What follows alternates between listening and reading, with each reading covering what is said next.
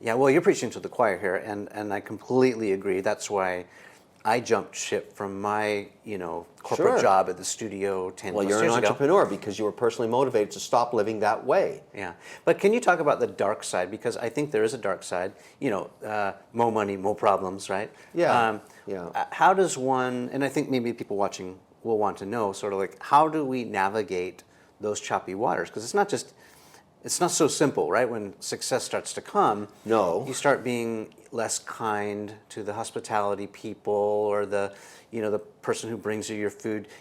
Right. You used to be the bottle washer or the gum scraper, and now you're the owner. So like, how do you navigate around staying grounded, staying a human being, and not becoming such a rich jerk? That's a great question. Perhaps your best one of the day in some ways, because it's easy to slide into that rich jerk mode. The answer is you have to have respect for people, for their own talents, for who they are, what they do.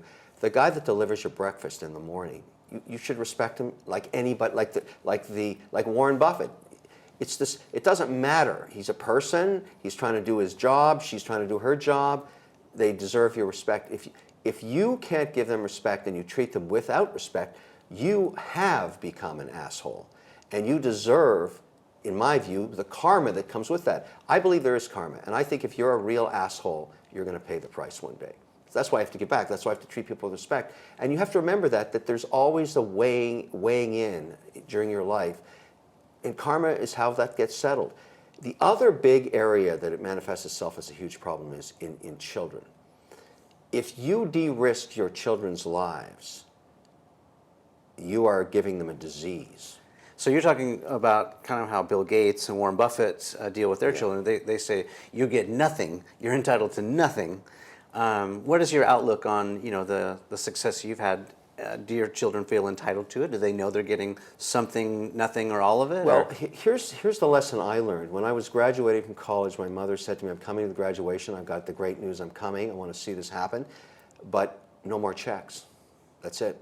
I've paid from birth to last day of college, you're on your own. And I said, Mom, I don't have a job, I have no money, and she said, the dead bird under the nest never learns how to fly. And I said, Mom, that's a great poem, but I need some cash. She said, no. And it was a very traumatic couple of years after that, trying to find my way, and I had no money, and I was really in a bad shape. But the whole point was, she felt that the journey of paying for right to the end of college was on her back, and that she had done that, and now it was my turn to launch and go on.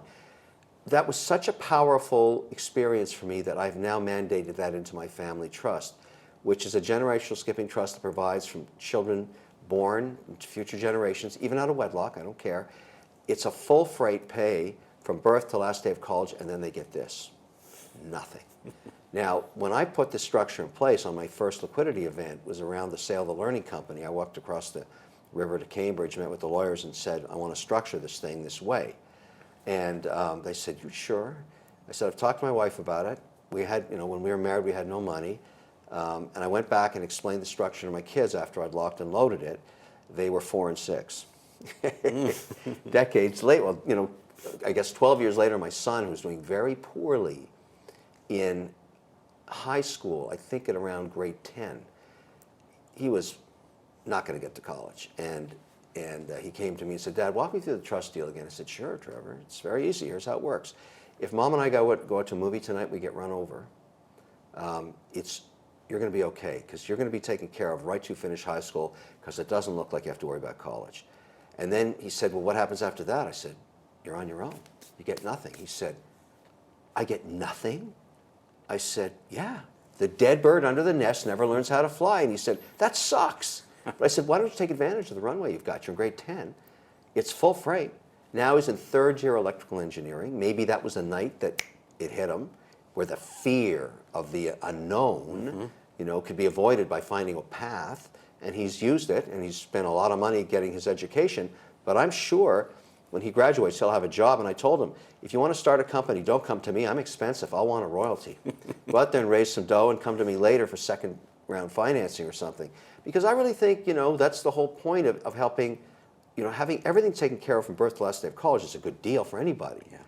but I'm not giving them a de-risked life. And I think that's another, issue you have to deal with. And so that money will sit in trust and just roll on and long after I'm gone and do whatever it does. I won't care. I'll be dead.